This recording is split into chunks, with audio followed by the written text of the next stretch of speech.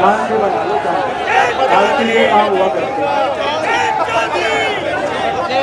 बहुत दूर से लोग आ रहे हैं, कई राज्यों से लोग आ रहे हैं।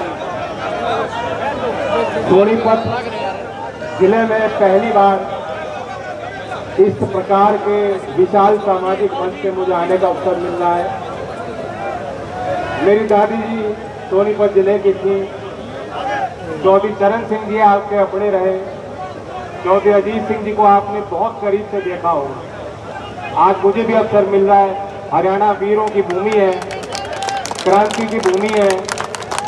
बड़े बड़े शासकों के सामने यहाँ गांव के लोगों ने अपने संगठनों के साथ लड़ाई लड़ी। सबसे पहले सामूहिक तौर पर उड़ीसा के रेल हादसे को लेकर हम सब ने प्रार्थना की है। मैं दोबारा अपने तरफ से श्रद्धांजलि देता हूँ, पीड़ित परिवारों के प्रति संवेदना व्यक्त करता हूँ। कैसा मंजर हमें देखने को मिल रहा है कि लोग आपदा को भी अवसर के तौर पे देखते हैं। जब दुर्घटनाएं होती हैं तो मानवीय भावनाएं निकल के आती हैं, गम का विषय है, दुखदायी माहौल होता है। सरकार सुनिश्चित करे कि ये घटनाएं क्यों हुई। तकनीकी तौर पे सरकार की सामूहिक जिम्मेदारी होती है, कैबिनेट के एक मंत्री की जिम्मेदारी नहीं होती। 20 साल में सबसे बड़ी दुर्घटना रेल की, सैकड़ों लोग मारे गए, कितनों का उपचार चल रहा है गंभीर हालात में। जवाबदेही सामूहिक तौर पर पूरे सरकार की बनती है। सरकार सफाई दे, सरकार ये सुनिश्चित करे कि दोबारा ऐसी घटनाएं कहीं देश के किसी कोने में ना हो पाए।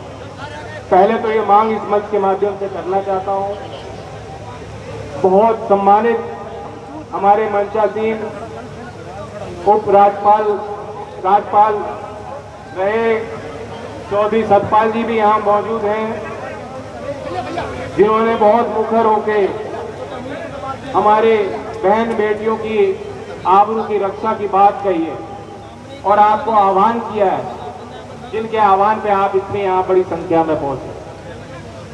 मैं आपको ये भी याद दिला दूं कि सतपाल मलिक जी, जब वो माया त्यागी कांड हुआ था जिसने उत्तर भारत में लोगों के दिलों को जलाने का काम किया, तब सर्व समाज के लोगों ने फैसला लिया कि ये हमारी बेटी,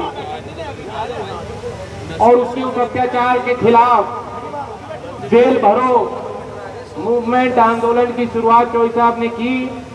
तो संघर्ष समिति का अध्यक्ष भी चौधरी चरण सिंह जी ने सतपाल मलिक जी को बनाया था। और जिस दिन चौधरी चरण सिंह जी ने माया त्यागी कांड के विरोध में गिरफ्तारी दी थी, उस दिन उनके साथ गिरफ्तारी देने वाले भी सतपाल मलिक जी थे। तो ये बिल्कुल सही बात है कि आज फिर दोबारा वही लड़ाई आई है और आपके मार्गदर्शन में यहाँ इस समर्थन पंचायत में उचित फैसले लिए जाएंगे। मैं अमर रहे, अमर रहे, अमर रहे। किसानों के नेता गुरनाम सिंह जी की भी मैं सराहना करना चाहता हूं। उन्होंने ये पहल की। लड़ाई तो हम सब की है, लेकिन उन्होंने निमंत्रण दिया, सबको कहा, इंतजाम किए। बहुत साहसी व्यक्ति हैं, संघर्ष बहुत किए हैं इन्होंने यहाँ तक पहुँचने के लिए। किसानों के लिए किए हैं, अपने लिए नहीं किए।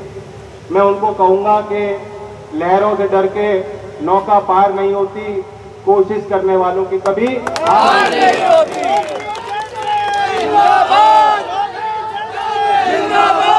उन्होंने यहाँ भी मुझसे पूर्व में मूल मुद्दों की भी बात की। बिल्कुल सही बात है। एक राष्ट्र चरित्र पे भी हमें सोच विचार करना है कि हमारे देश का चरित्र क्या रहा है, क्या संस्कार रहे हैं, हम किस ओर चलना चाहते हैं। आप याद कीजिए, जहां एक तरफ केंद्र की सरकार 9 साल का जश्न मना रही है, क्या 9 साल पहले भी ये देश में ऐसा माहौल होता था कि जब किसी के खिलाफ जो पीड़ाएं हैं, उसकी पीड़ाओं के विरोध में कोई अपनी बात रख रहा है, कोई पीड़ित है, उसके खिलाफ ऐसा माहौल बना दिया जाता है कि उनकी जातियों की तलाशी होती है। देश की बेटियों की जातियों की तलाशियां हो रही हैं। उनकी जातियां ढूंढी जा रही हैं। 9 साल पहले कभी ऐसा माहौल था कि कोई रेप का आरोप किसी में लगे और उसका बचाव के लिए लोगों को जुटाया जाए? कश्मीर में आपने होते देखा, गुजरात में सजा व्याप्तियों को उनके अच्छे चरित्र के कारण जल्दी छोड़ दिया गया है। उन्नाव जिले में उत्तर प्रदेश में हमने यही कांड होते देखे हैं। हाथरस में बेहद गरीब परिवार जो रात रात घर वालों को आखिरी दर्शन नहीं करने दिए, चिता पे जबरदस्ती प्रशासन के लोगों ने उनको जला दिया। उस पीड़ित परिवार को भी न्याय नहीं मिल पाया है, उन्होंने भी बहुत संघर्ष किए। उनके लिए बचाव के लिए जब कोई सामने आए समाज के लोग, तब भी बताया गया नहीं ये तो जातियों का विषय है, ये फलाना उस जाति से है, फलाने उस जाति से है। उसी तरह से ये पहलवानों के साथ इनकी कोशिश रही है। पहले शुरुआती तौर पे पहले ही दिन से इनकी साजिशें शुरू हो गई। इन्होंने यहां तक कहा कि ये खेल संघ की लड़ाई है, कुश्ती संघ की लड़ाई है, कि हरियाणा के लोग कुश्ती संघ में ज्यादा हैं, यूपी के लोग कुश्ती और पहलवानी में कम हैं, और कुश्ती संघ में संगठन में यूपी के लोगों की हटाने के लिए, यूपी के लोगों को बाहर करने के लिए इस तरह की साजिश रची गई। पहले तो मैं आपसे ये पूछता हूँ, हम सब यहाँ ये भी जानते हैं कि भारत की समाज की क्या स्थिति है। हम अभी भी बहुत चीजें बदल गई, लेकिन अभी भी पुरुष प्रधान देश है। एक तरफ हम धरती को मां मानते हैं, ब्रह्मपुत्र नदी को जो विराट विशाल नदी है उसको छोड़ करके देश की सारी नदियां हैं वो उनको स्त्रीलिंग हमने दिया है। इसलिए दिया है कि वो जीवन का रूप है। सबके घर में बेटियां हैं, सबके घर में बहनें हैं, सबके घर में माता हैं, सबके घर में बुआ है, मौसी हैं। बिना मातृशक्ति के जीवन संभव नहीं है। लेकिन फिर भी हमारे देश में बराबरी नहीं, गैर बराबरी बढ़ती जा रही है। और इस देश में माहौल ऐसा है कि कई महिलाओं के साथ जब उनके साथ ऐसे कृत होते हैं, वे खुलकर अपनी शिकायत भी नहीं रख पाती हैं। उन्हें न्याय नहीं मिलता या उन्हें न्याय की उम्मीद नहीं होती समाज से। वे अपने आप को शर्मिंदा महसूस करती हैं, अपने आप को दोष देती हैं, अंदर अंदर घुट के मर जाती हैं। वो बाहर अपने जुबान पे वो बात नहीं ला पाती कि उनके साथ क्या हुआ। और यहाँ इतनी बहादुर हमारी महिलाएं हैं। कई महिलाओं ने आगे आके शिकायत विधिवत दर्ज की है, शिकायत उनकी दर्ज हो चुकी है। देश के सभी लोगों को ज्ञात है, देश के अखबारों में FIR छप गई है। जो अब तक बचाव करने में लगे थे कि झूठी मूठी बात के कोई एविडेंस नहीं है, शिकायतकर्ताओं की सारी सूचनाएं आप सबके पास पहुंच गई हैं, उनकी पुष्टि भी की गई है। अंतर्राष्ट्रीय रेफरी ने करी, अंतर्राष्ट्रीय रेसलर ने करी, अंतर्राष्ट्रीय हमारे जो पटल पे जिन लोगों ने देश के लिए कुर्बानियां दी हैं, खून पसीना बहाया है, ऐसे ऐसे सम्मानित लोग आगे आके बता रहे हैं कि शिकायत है। तब भी ये आरोप लगना कि ये कुश्ती संघ की लड़ाई है। मैं तो कह देता हूँ क्योंकि हरियाणा की धरती पे है, यहाँ बहुत बड़ा सम्मान, बहुत बड़ा मेल है। मैं यूपी से आज आया हूँ, यूपी के उन जिलों से लोग आपके बीच आए हैं जो नेपाल के बॉर्डर से चल के लोग आ रहे हैं, पीलीभीत लखीमपुर से आ रहे हैं। तो ये मत सोचना हम लोग तो एक ही हैं। रोटी रोटी का सामाजिक तौर पे हरियाणा और उत्तर प्रदेश के लोगों में कोई फर्क नहीं, बल्कि उत्तर भारत में एक ही संस्कृति है। जो गांव देहात की एक ही संस्कृति, भाषाएं बदल जाती हैं, पानी बदल जाता है, लेकिन आदमी की नैतिकता, हमारा जमीन, हमारा जुनून, हमारी लड़ाई, हमारा खून, हमारा DNA एक ही है। ये आपको याद रखना चाहिए।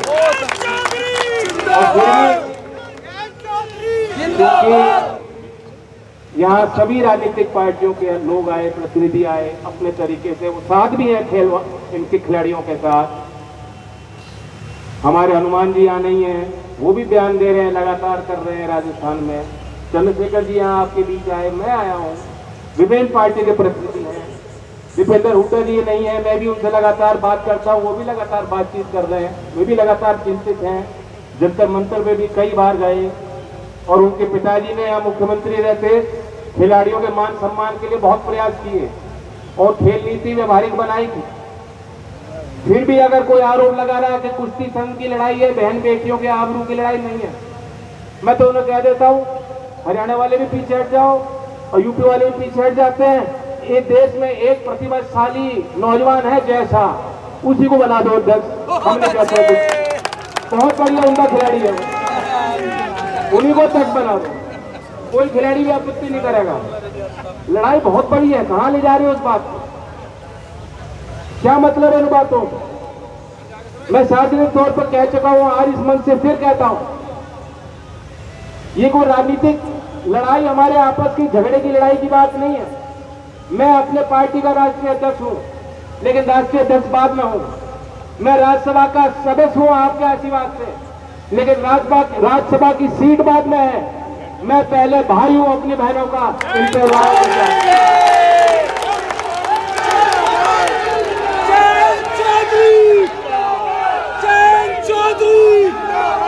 मान सम्मान के लिए जीता है आदमी, ये देश का बहुत गरीब आदमी, बहुत कमजोर आदमी, जिसके पास कुछ नहीं है देने को, वो भी उसके दरवाजा को आता है तो दिल खोल देता है उसके लिए।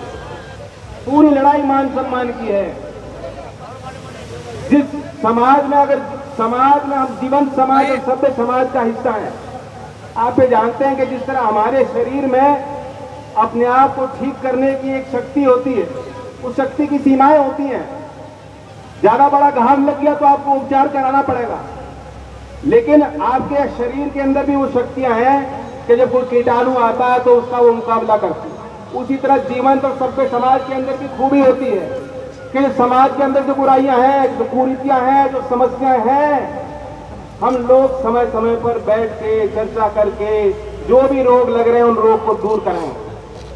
आज एक बहुत बड़ा रोग है, कुछ लोग एक मामूली व्यक्ति के भक्ति में इस तरह वलीन हो गए कि उनके नजर में ब्रजभूषण शरण और अजय सैनी के नजर में, जो पब्लिक की नजर में वो दोषी हैं, उन्हें वो क्लीन बताते हैं। जिस देश को आजाद करने के लिए भारत मां की कल्पना की, आज उस भारत मां की अब आबरू दाव पे लग रही है। आप यहाँ मामूली एक सभा में नहीं आए, यहाँ जोश उत्साह के साथ नहीं आए हो, आंखों में अंगारे लेके आए हो, दिल में आप इरादा लेके आए हो, और यहाँ मंचों से बात कही गई फैसलों की, आपने सबने हाथ खड़े करके कह दिया कि मंच जो भी फैसला लेगा, पहलवान जो भी फैसला लेंगे हम उनके साथ। तो ये बहुत बड़ी बात है। मैं आपको धन्यवाद देता हूँ। ये हमारी लड़ाई आपकी लड़ाई है, और ये कोई बाहर वाला कोई दूसरा नहीं लड़ेगा। घर के बड़े आप लोग हो, फैसले भी आप ही लोगों को लेने हैं। जो भी पहलवान नीति बनाएंगे और उसमें हम इनके साथ हैं, वो अपने आप को कमजोर ना महसूस करें। उत्तर भारत में पिछले कई दिनों से आंधियां चल रही थी, आप देख सकते हैं। आज तो हवाएं भी चाल रही, हवाओं ने भी फैसला ले लिया कि यहाँ गांव की आवाज है, तो पंचायत की गूंज वो दिल्ली तक पहुंचनी चाहिए। तो एक प्राकृतिक चीज होती है, कुछ चीज बढ़त हासिल करती है, फिर अपने आप जनता उसे देखती है, परखती है, पहचानती है, फिर उससे अलग हटना शुरू कर देती है। तो अंधभक्ति जो लोग कर रहे थे, अब उनकी आंखें खुल रही हैं बेरोजगारी के कारण, किसान के बढ़ रहे बोझ के कारण, किसानों के कष्ट के कारण। और अब ये जो आखिरी जो एक वो था, कसर रही थी, वो कसर उन्होंने दूर कर दी। जिस व्यक्ति ने 2016 में जब मेडल जीता, साक्षी के लिए ट्वीट किया और ये कहा था कि रक्षाबंधन के दिन देश की बेटी ने मेडल जीता है। जिस व्यक्ति ने विनेश फोगाट को बुलाकर कहा, विनेश तुम मेरे परिवार की हो, आज उनकी नजर में, निगाह में प्रेम भाव है तो इनके लिए नहीं है, अगर है तो उनके टीम के सदस्य, उनके परिवार के सदस्य, ब्रजभूषण शरण जी उनको दिखाई दे रहे हैं। तो सुधार अपने आप आएगा। यहाँ तरह तरह की बात हुई, मैं किसी भी आक्रामक फैसले के पक्ष में नहीं रहूंगा। जब बड़ी चढ़ाई करनी होती है, एक लंबी चट्टान है और हम नीचे हैं, हम लोग अभी कमजोर हैं, अभी हम संगठित नहीं, हमारे अंदर बहुत बिखराव हैं, जात पात के नाम पे, धर्म के नाम पे बहुत रोग हैं जिन्हें हमें हटाना है, बचना है जिन चीजों से। तो चढ़ाई एकदम नहीं होगी, एक कदम लेके हमें देखना होगा अपनी शक्तियों को फिर संगठित करना होगा, एकाग्रता के साथ आगे बढ़ना होगा, धैर्य के साथ आगे बढ़ना होगा।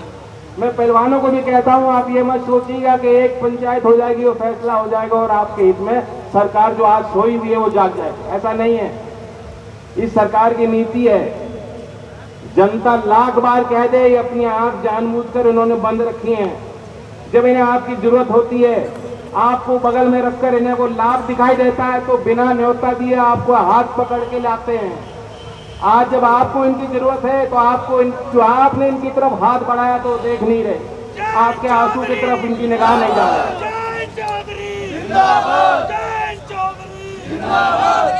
तो पहलवानों को भी रेडी होना होगा। लंबी लड़ाई हो सकती है, लेकिन ये न्याय संगत लड़ाई है। कोई भी चीज जो ईमानदारी से की जाती है, पूरा दिल लगा के की जाती है, उसमें आप हार नहीं सकते हो। ये देश, पूरा देश आज खड़ा हो गया आपके साथ। पूरा भारत का जो ग्रामीण समाज है, जो न्यायप्रिय लोग हैं, जो देश के लिए भला चाहते हैं, आज वो खुल के आ गए हैं आपके लिए मैदान में। ये हमारी लड़ाई साझी लड़ाई है। मैं आपको यही कहना चाहता हूं कि जिस संख्या में यहाँ लोग आए, देख लीजिए, पंचायतें और भी होंगी। और आपने जो सुझाव रखा वो मुझे कुछ समझ में आया। जो आपकी बात थी कि बंटवारे हमारे आपस में जो भी हो, जब लड़ाई एक है तो मंच भी एक सजना चाहिए। मैं उसके लिए पूरी तरह से तैयार हूं। मेरे दल के प्रत्येक कार्यकर्ता, कहीं भी होगा कार्यक्रम जो आप आह्वान करोगे, पूरा अपनी पूरी ताकतों के साथ उसमें लगेंगे और सहयोग करने का हम तुम्हारे साथ हैं और हम तुम्हारे साथ हैं। जिंदाबाद। मैं सतपाल जी जिंदाबाद। सुनना चाहूंगा गौर से, बहुत उनको लंबा अनुभव है और मैं धन्यवाद देता हूं तरुणी जी को, संगठन को, तमाम सामाजिक लोगों को जिन्होंने मंच तैयार किया। जय हिंद, जय भारत, किसान मजदूर एकता।